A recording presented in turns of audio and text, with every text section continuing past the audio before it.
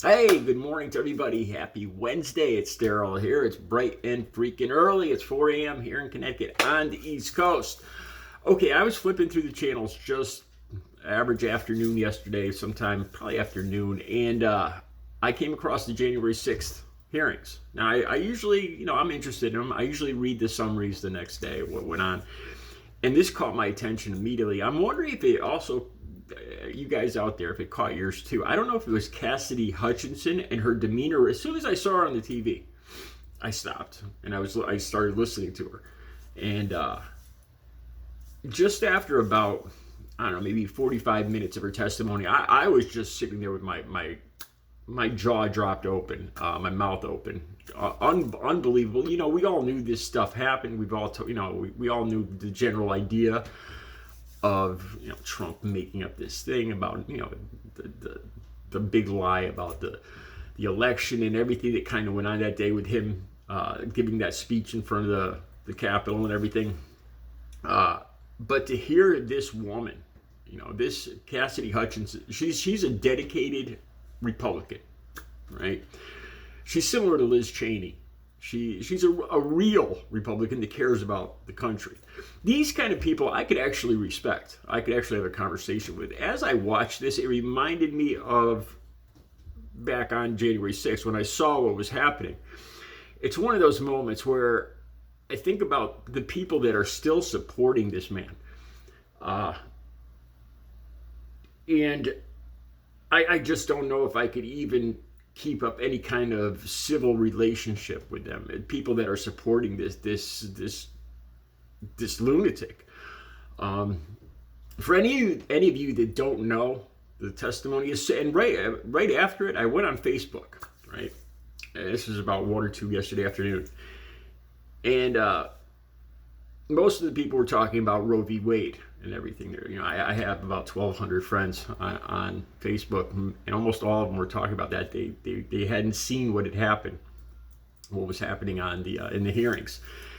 And I'll put the screenshot of the post that I put on Facebook. I was just stunned what I saw.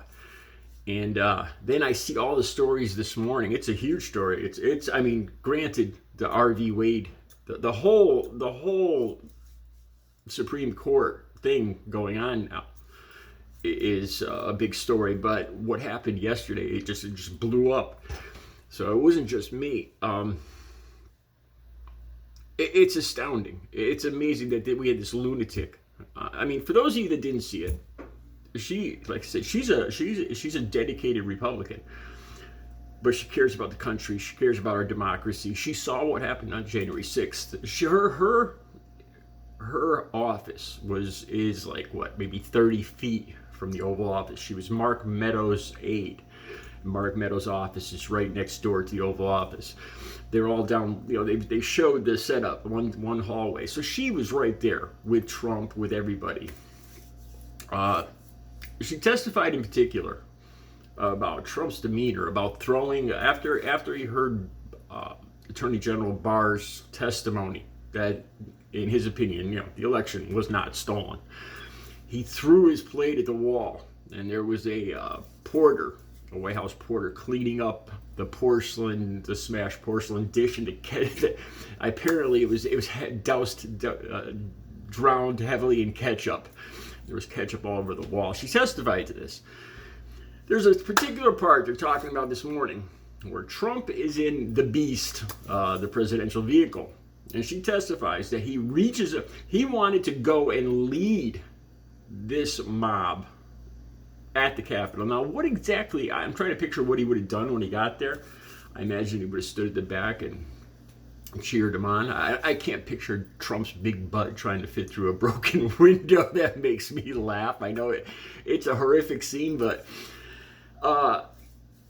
and she testifies that he wanted to go there and lead them on. If that happened, this very well this could have succeeded. And he reached up. This is her testimony. Now, she wasn't in the car, so she must have heard the conversations from Mark Meadows or somebody else. That he reached up when he found out he wasn't going to the Capitol. He was going back to the West Wing.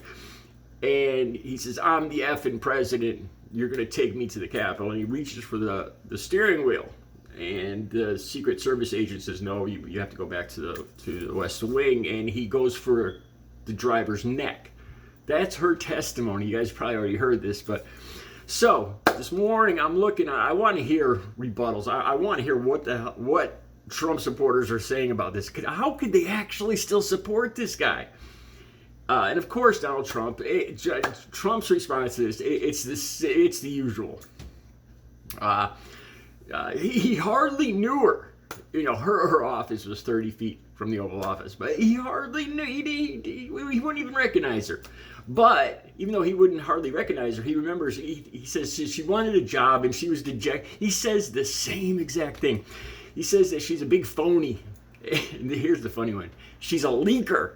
She's a leaker. Now that's kind of telling to me. Calling somebody a leaker means they're leaking something. I can't believe I'm talking about this. You know, when you call somebody a leaker, it's like you're letting on that they're letting out, you know, they're actually leaking something important. If either they're a liar or they're a leaker. They can't really be both. You see what I'm saying here? If they're a leaker, they're letting out privy information. If they're a liar, they're lying about information. Can't really be both. So to me, that's a very telling. When I saw leaker, to me, that's a slip to me. And, you know, and it's just the same old thing from Trump, you know. And even scarier than that, there's testimony that she heard him talking about remove the effing mags.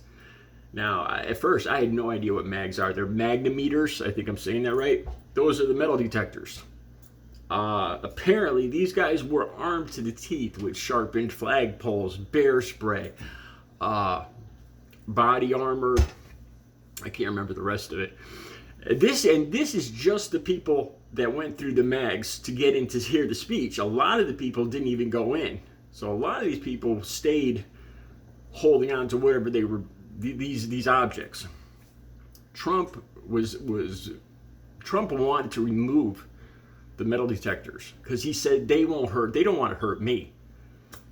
So basically her testimony was he wanted to go and lead this armed mob to the Capitol.